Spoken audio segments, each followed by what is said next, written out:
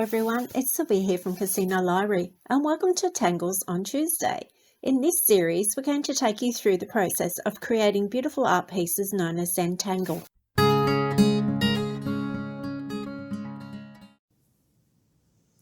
Hello Tanglers, and welcome back to another Tuesday. We've got two more fun tangles for you today, and the first one we're going to do is called Paradox.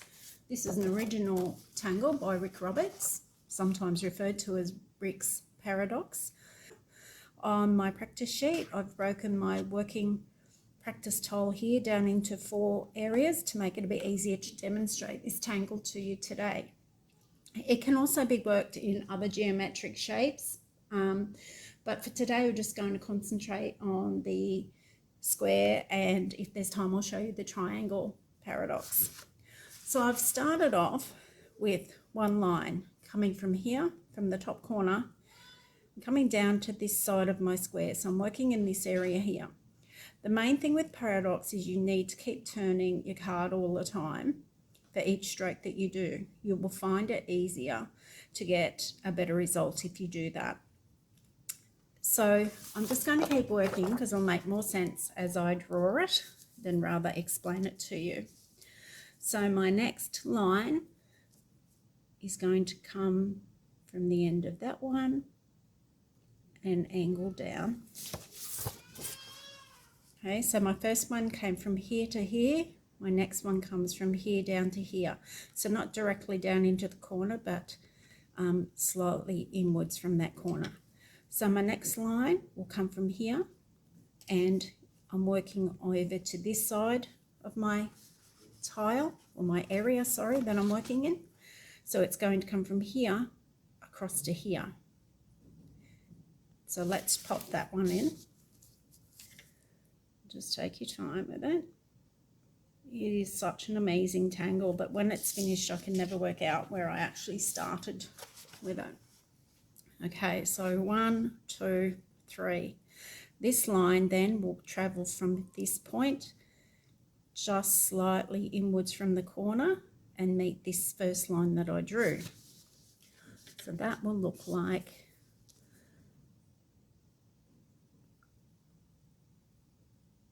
that. Okay, not great with my evenness, but that's okay. Probably didn't make that a perfect square. So I've come 1, 2, 3, 4. It's the same sequence as you work your way around. So this line here will now travel across, so it will mimic or aura this first line, and again it'll finish just below the corner. So let's do that. Work out which way you want your tile to be so that it's comfortable for you.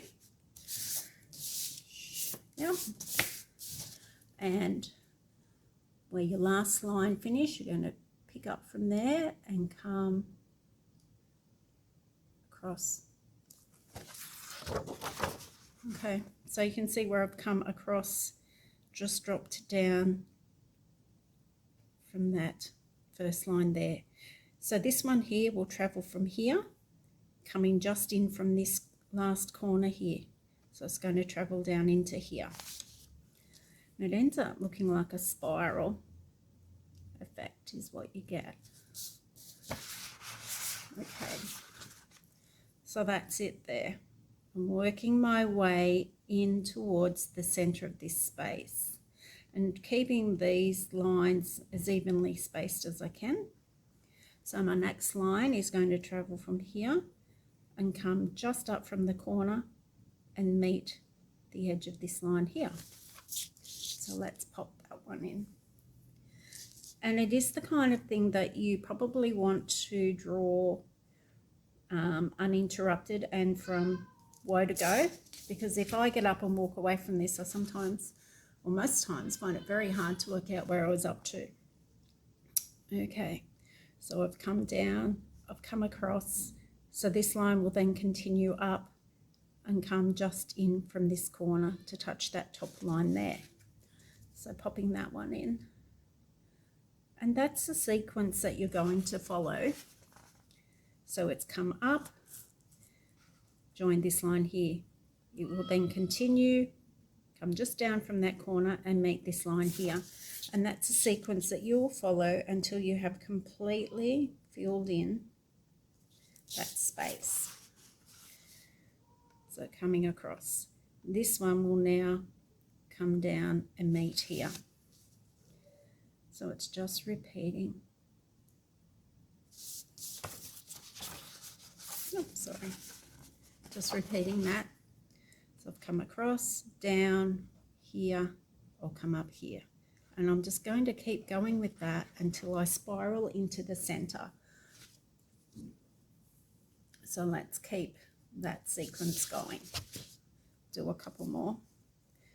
So working from where my last line finished, and then coming across and dropping that down, also dropping my pen.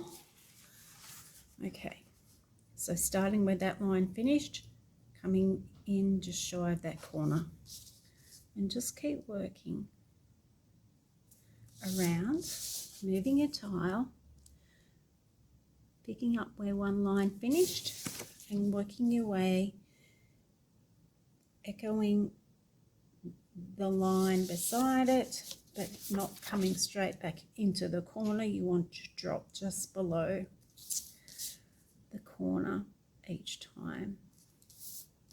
And that's what gives this tangle an amazing effect. Took me a while to get the courage to actually have a go at it, and now that I have, I find that I want to practice it all the time. It works really well in borders. Do it as a border, and you can draw this paradox going in the same direction. So by that I mean, at the moment I'm working around clockwise, but I can also work it anti-clockwise. And if I was doing that, I'll get a totally different effect. If I do them all one way, they'll all look uniform. When you do one way, one the opposite way, so one clockwise, one anti-clockwise, you get another effect again. It's just amazing. So I'm going to keep going with that. You can see now that it's starting to fill in this space. I am up to here, only because I made sure I stopped at the top of that tile so I knew where to pick up again when it was time to start. So again, coming from that line, just dropping down from the bottom, and my lines are getting shorter.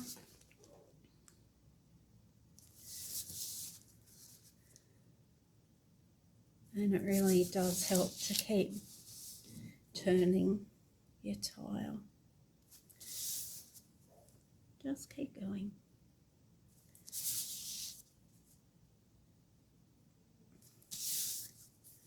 Drawing in a direction that's comfortable for you most foremost.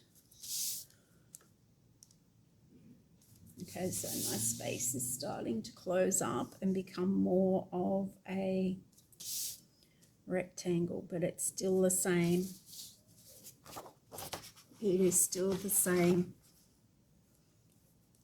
sequence, coming up to meet that line, coming across this one here, coming down, and just repeating that until I end up spiraling right into the center here.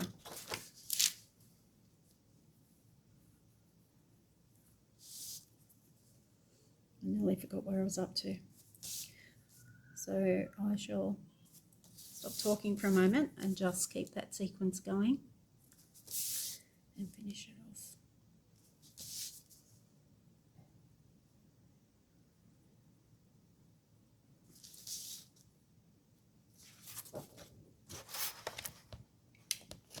Look at that. Look at this beautiful spiral effect happening.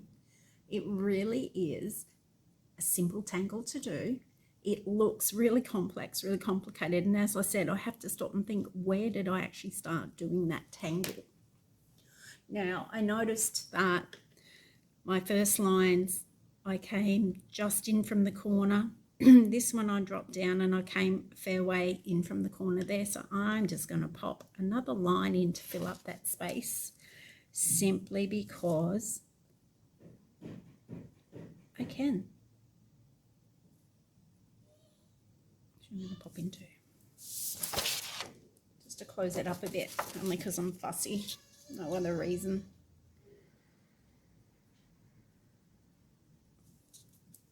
And look at that. Ah, such a cool tangle. That is Paradox. Easy, easy, so cool. What we could do now is take our pencil and we could actually shade where it looks like it's waving or curving around. We could shade in there if we wanted to. So might even just add a little bit of shading to bring that out. A little bit through there. So where those lines keep coming back and meeting, creates this most gorgeous, gorgeous, gorgeous swirl. Creates this most amazing looking swirl effect. I just love it. Now I'm just going to use my finger because I still can't find my blending tool. But that's okay. Finger works pretty well. And look at that. Isn't that awesome? Love it. So that one was worked going clockwise. I'm going to work one over here. I'm going to divide this into a triangle so that you can see what it looks like done in a triangular area. So I'm just going to come across, divide that up like that. And again, choose your starting point.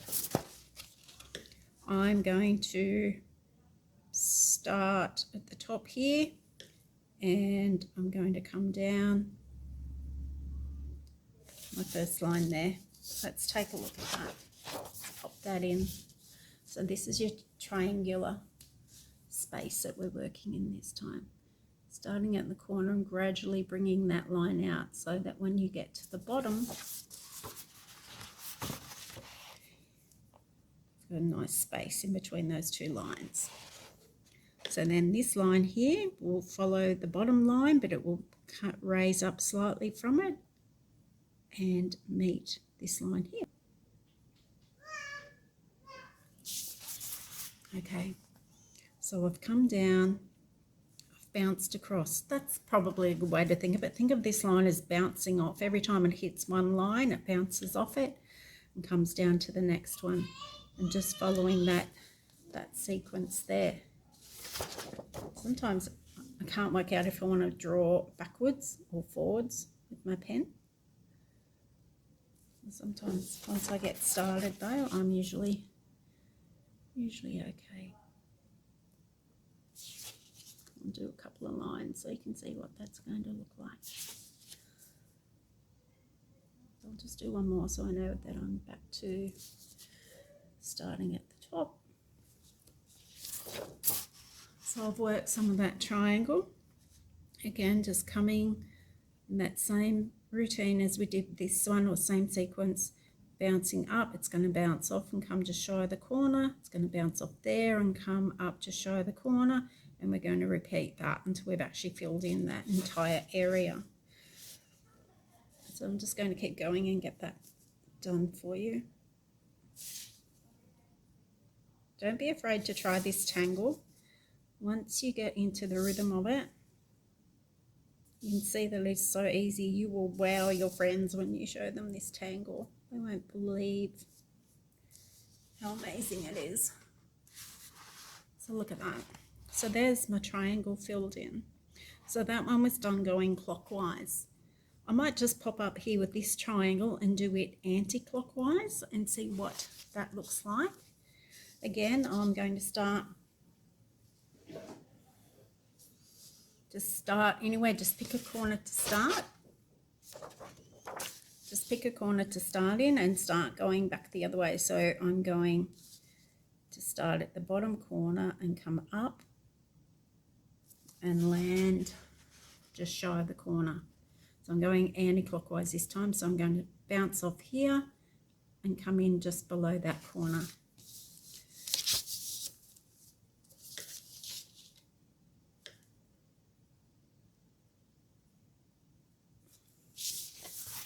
Okay, so up here, again coming down just shy of the corner there.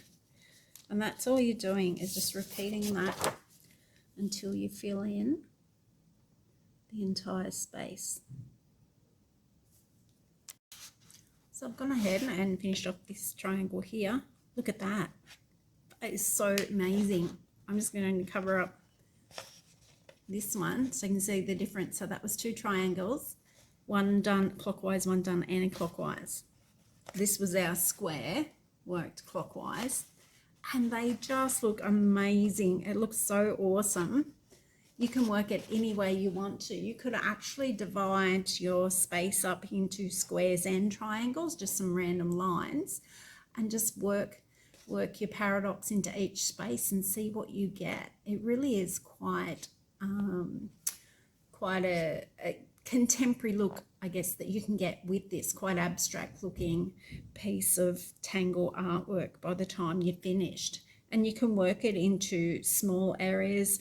We could work one into a full square here. It would take a little time, but that's another option for you.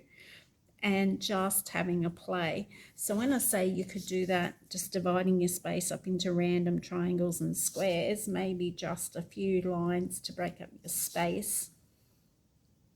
And you may end up with some other geometric shapes thrown in there as well. But hey, just have a go with it and see what happens.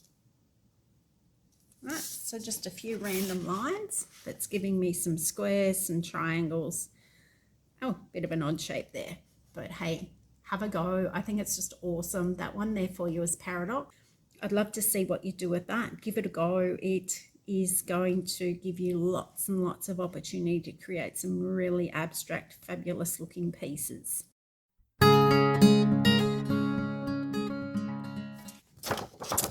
Nice easy tangle to finish off with today. Paradox had us thinking a little bit. This one we can just relax with and wind back. Just going to add a few more circles there. Like I said, varying the size of them will give some great effect.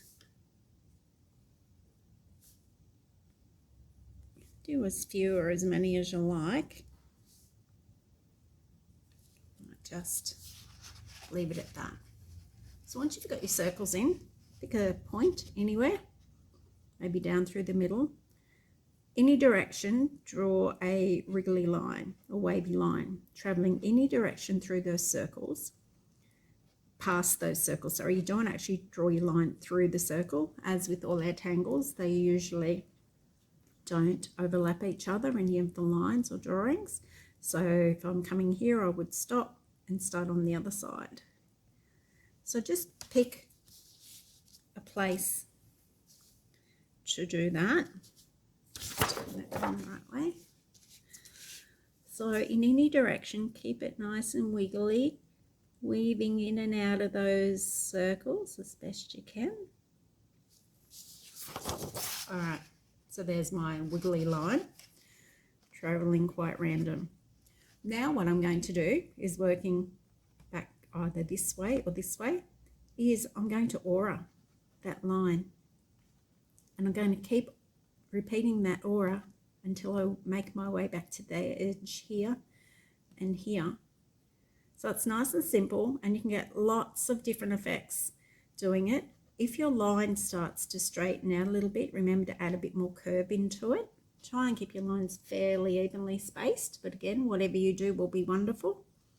And with our circles, we've got a few options. You can leave them like that. You can add a shadow to them. You could shade them lightly. You could fill them in completely solid, up to you. But the idea is just to start aura. The idea is to start drawing your lines so that they aura each other.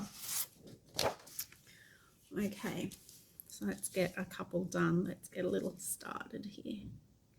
Just following the curve that you already have. If it looks like you're going to draw through one of your circles, just stop and pick up on the other side of it. And remember just to keep turning your page.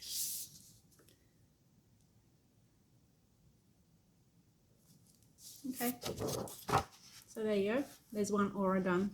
So I've got a bit of work to do to fill in this way. I might see if I can fill it in this side for you just to give you a bit of a look at what that might look like as it starts to get closer to being finished. So I've stopped here where my pen met the circle, and I'll pick up on the other side of it, remembering that we don't draw through them. Taking your time.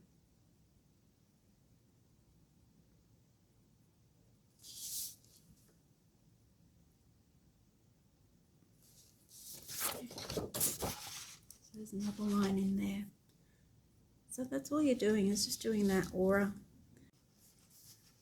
Okay, so I've come this far, and you can see here that I've almost got two separate areas that I could be working in. But I still want to imagine this line passing through as best I can. So I'm going to come down, stop at the circle, start on the other side, come down and add a bit more movement before it straightens out too much. Let's have a go.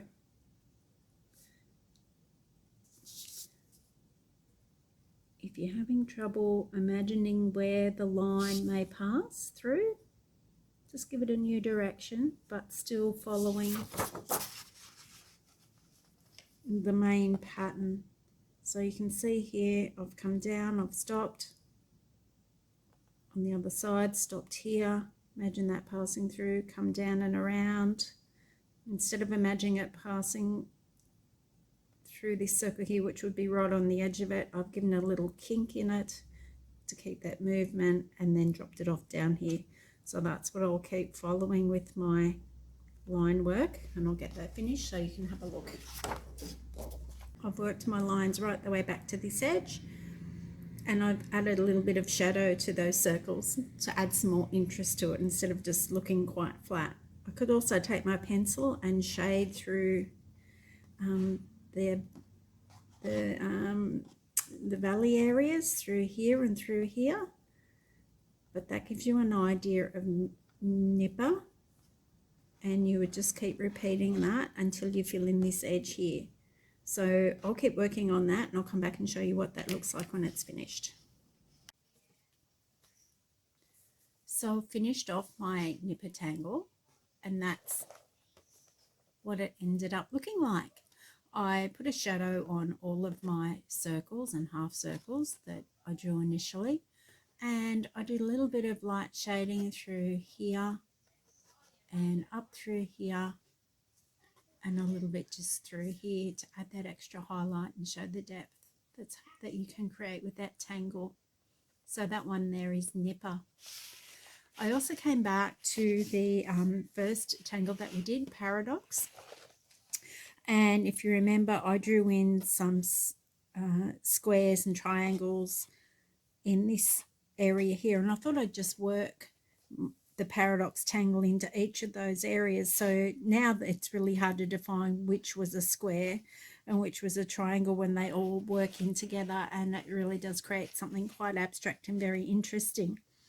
This last square here that I had, I divided it again to create 4 smaller squares, and I did my paradox going clockwise in this square, anti-clockwise here, clockwise here, and anti-clockwise here. So just alternating the direction, just to show you some of the different effects that you'll get when you have a go at this tangle paradox and work it in the different directions and just see what you come up with. So I hope that you've enjoyed those 2 tangles today. I know I have. So that's Paradox and Nipa.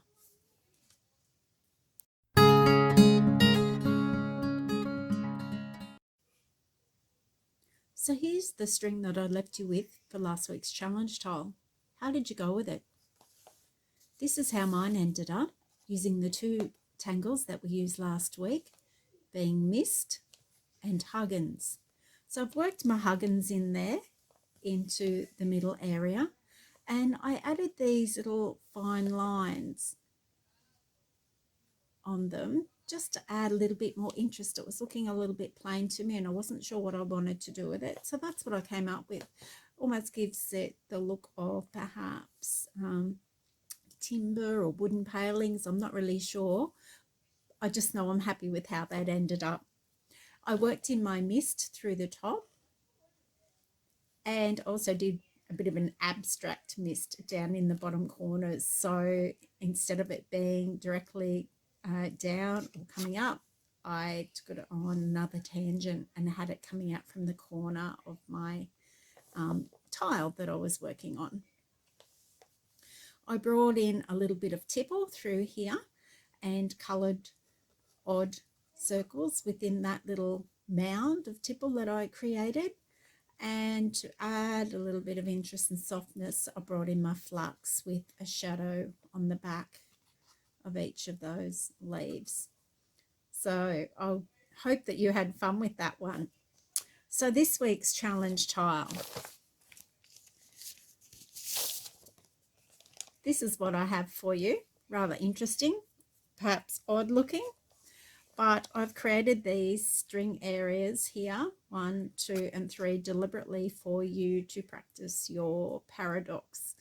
You may want to work it into an area up here where we have the triangle. I'm going to leave it up to you. You can break these areas down into smaller working spaces if you wish to, remembering that our string is only a guide. So have a play with those two new tangles, paradox, and the other one that we learned today, which is Nipa. And we'll be back next week. Looking forward to seeing what you create. In the comments below, you'll find a link to the practice sheet that I've been using here today. You'll also find a link to this week's challenge tile.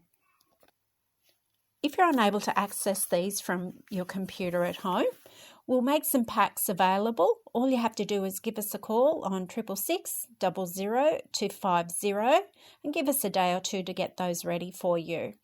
That pack will also include some pre-cut 3.5 by 3.5 inch tiles to get you started.